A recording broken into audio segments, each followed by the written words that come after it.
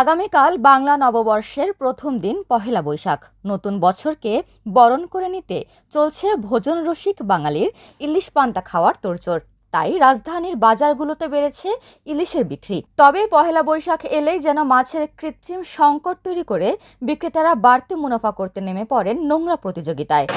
বেচাকেনি ভালো নয়, কাস্টমার নেই, বাজারে কাস্টমার নেই, দেখতেই তো পারতেছেন বাজার খালি, লোকজন নাই, মালেরও দাম বেশি। এই কারণে ইলিশ মাছ এখন ধরা নিষেধ, তারপর যাওয়া হয় কলেস্টার চিটাঙ্গা মাছ, ওর দাম একটু কম, আর আপনার পদ্মার ইলিশের দাম বেশি।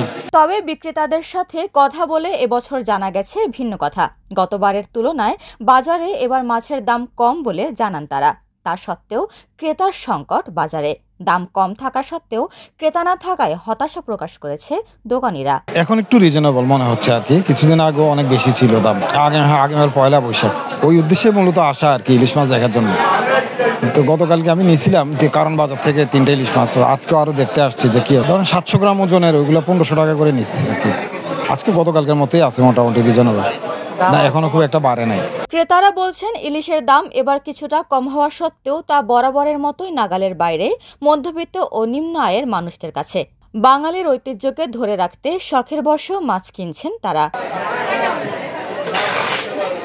উপমা রায়, সোনালী নিউজ।